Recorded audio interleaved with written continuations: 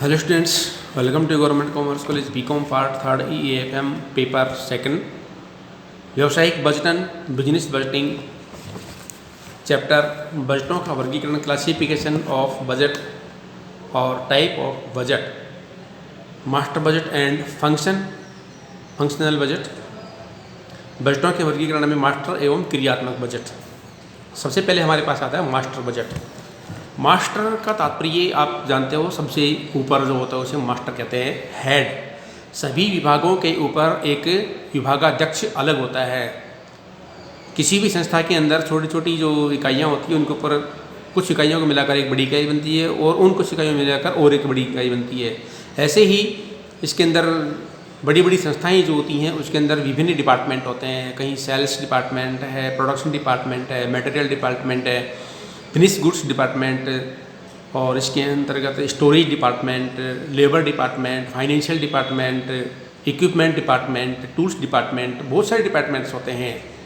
और पूरे वर्ष भर सभी विभागों को अपने अपने स्तर पर अपने कार्य करना होता है और इसके लिए सभी विभाग एक दूसरे विभाग से संबंधित होते हैं। कोई किसी के नीचे अटैच होता है तो किसी के साथ अटैच होता है।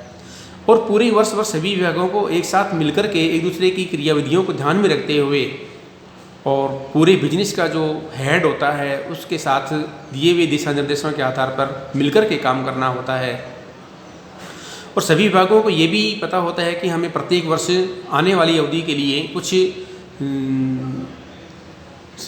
कुछ कार्य प्रोग्राम तैयार करने होते हैं और उन प्रोग्राम्स के आधार पर हमें वर्ष भर उत्पादन का कार्य भी करना होता है। तो जो तैयारी की जाती है, जो अनुमान लगाए जाते हैं, पूर्वानुमान लगाए जाते हैं, जो बजट बनाए जाते हैं, उसके आधार पर कार्य किए जाते हैं।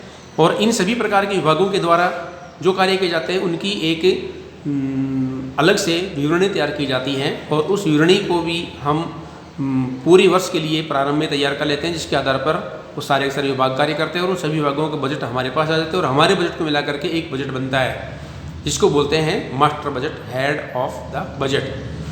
और ये मास्टर बजट सभी बजटों के ऊपर कार्य करता है। अर्थात इसका तात्पर्य हुआ कि मास्टर बजट किसे कहते हैं? ऐसा बजट जिसमें उद्योग के सभी विभागों को मिलाकर, सभी विभागों के बजटों को मिलाकर बनाया गया बजट या विवरणी का होती है, जिसे हम मास्टर बजट कहते हैं। इसका अर्थ इस प्रकार से भी हो सकता है कि सभी विभागीय क्रियाओं के आधार पर तैयार किए जाने वाले बजट को मास्टर बजट कहा जाता है। मास्टर बजट के दो दृष्टिकोण होते हैं। एक होता है प्रथम दृष्टिकोण के अनुसार बजटेड लाभ हानि खाता और स्थिति विवरण या चिट्ठे को मास्टर बजट कहा जाता है। तो लाभ हानि खाता और चिट्ठा जो होता है उसको भी हम मास्टर बजट कह सकते हैं। लाभ हानि खाता बजट अवधि के लिए अनुमानित लाभ को दर्शाता है, जबकि स्थिति विवरण बजट अवधि के अंत में संपत्ति एवं दायित्वों के स्तर को दर्शाता है। लाभ हानि खाता व चिट्ठा दोनों का संबंध ही संपूर्ण व्यवसाय से होता है तथा इनमें समस्त व्यवसायिक क्रियाओं का समावेश भी हो जाता है। अतः इन्हें मास्टर बजट भी कहा जा सकता है, लेकिन होते भी हैं और कह भी सकते हैं। इनका जो निर्माण होता है, जो पिछले वर्ष होते हैं, उनके महत्वपूर्ण इम्पोर्टेंस डाटाज के आधार पर किया जाता है, जो चिट्ठा लाभ हानि और ट्रेडिंग अकाउंट के आधार पर बनते हैं। दूसरा दृष्टिकोण होता है, उसके अनुसार दूसरे दृष्टिकोण के अनुसार क्या होता है कि मास्टर बजट का तात्पर्य अधिक व्यापक हो जाता है। इस दृष्टिकोण के अनुसार पहले व्यवसाय के सभी विभाग अपने अपने विभाग के लिए अपने अपने विभाग के लिए विस्तृत बजट तैयार करते हैं और फिर उन सभी बजटों के आधार पर एक सारांश के रूप में सम्मिलित बजट तैयार किया जाता है, जिसे मास्टर बजट कहते हैं। जो भी आपको बताया था कि सभी विभागों के लिए अपने अपने स्तर पर अलग अलग बजट तैयार किए जाते हैं और उन बजटों को मिलाकर के अंत में एक समरी ऑफ बजट तैयार की जाती है, जो सारांश के रूप में होती है। इसे हम मास्टर बजट भी कहते हैं। इस प्रकार मास्टर बजट अवधि की पूरी योजनाओं को चित्रित करता है। विभागीय बजट संबंधित विभागाध्यक्षों द्वारा बनाए जाते हैं तथा उन सभी का संक्षिप्त विवरण मास्टर बजट के रूप में बजट अधिकारी के द्वारा, जो पूरा बिजनेस होता है उसके हेड के द्वारा समिति के सदस्यों के सहयोग से तैयार किया जाता है। बजट अधिकारी द्वारा तैयार की गई बजट मास्टर बजट का पहले बजट समिति से अनुमोदन करती है। इसके पश्चात अंतिम रूप देने के लिए अनुमोदन के लिए budget master master budget budget संचालन के समक्ष प्रस्तुत करता है। संचालक बजट के अंतिम अनुमोदन के बाद उसे क्रियान्वयन एवं नियंत्रण के लिए उच्च प्रबंध को सौंप दिया जाता है तथा उसकी एक प्रति सभी विभागों को भेज दी जाती है, जो विभागाध्यक्षों को उनके विभाग के संबंध में किए जाने वाले व्यय के लिए उन्हें अधिकृत करती है। इस प्रकार मास्टर बजट में बजट अवधि से संबंधित समस्त व्यावसायिक क्रियाओं का समावेश हो जाता है। तो इससे मास्टर बजट का जो भी आपने अध्ययन किया है उसके लिए हम इसकी परिभाषाओं को भी अध्ययन कर सकते हैं। तो IMS विल्सन के अनुसार एक परिभाषा दी गई है। मास्टर बजट सभी विस्तृत बजटों का एक समेकित सारांश है जिसमें संपूर्ण परिणामों में उनके योगदान को दर्शाया जाता है। इसी प्रकार रोलैंड एंड विलियम ने भी एक कहा कि मास्टर बजट को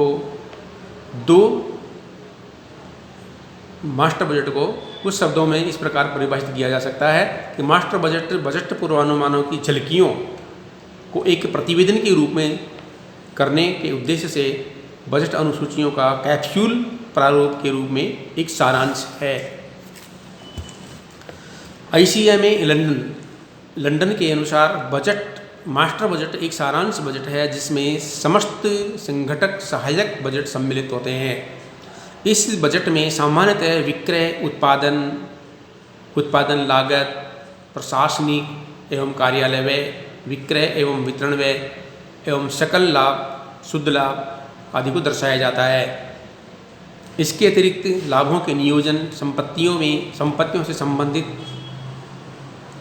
जानकारी एवं प्रमुख लेखानुपातों को भी प्रदर्शित किया जाता है। इस प्रकार मास्टर बजट विभागों की अपेक्षित क्रियाओं का चित्रण करता है तथा सामान्यतः बजट अधिकारियों को प्रयोग में लाया जाता है। वास्तव में मास्टर बजट एक समन्वय स्थापित करने वाला बजट होता है। इससे समन्वित बजट भी हम कह सकते हैं। तो मास्टर बजट के कुछ लाभ भी होते हैं और कुछ हानियाँ भी होती हैं। तो इसके लाभ देखते हैं कौन कौन से हैं। मास्टर बजट के बारे में जानकारी संभव। मास्टर बजट जो होता है उसके लिए टॉपिक नंबर 1 है संपूर्ण व्यवसाय के बारे में जानकारी मिल जाती है। नंबर 2 सभी विभागों में समन्वय द्वारा व्यावसायिक संचालन का लाभ हो जाता है। नंबर 3 बजट निर्माण में सभी सहयोग मिल जाते हैं। नंबर 4 उत्पादन प्रक्रिया में निरंतरता का लाभ बना रहता है। नंबर 5 व्यावसायिक लाभ की जानकारी संभव हो जाती है। नंबर 6 क्रियान्वयन एवं नियंत्रण में सुविधा होती है। सभी कर्मचारियों के कार्यों के मूल्यांकन का आधार मास्टर बजट होता है। नंबर 8 प्रबंध के निर्णयों में भी मास्टर बजट पूरी तरह सहायक होता है। मास्टर बजट जो होता है वह उच्च स्तरीय विभागाध्यक्षों, प्रबंधकों एवं संचालक मंडल के द्वारा जो योजनाएं तैयार की जाती है उसके लिए यह एक टेक्निकल प्रोसेस के रूप में भी काम कर सकता है। तो मास्टर बजट की कुछ आलोचनाएं भी हैं। आलोचनाओं में नंबर 2-3 ही ज़्यादा नहीं है। 2-3 कौन सीधे से नंबर 1 है यह लघु व्यवसायों के लिए उचित नहीं होता है। नंबर 2 अत्यधिक समय एवं श्रम की बर्बादी होती है। और नंबर 3 यह अधिक खर्चे वाला होता है। धन्यवाद।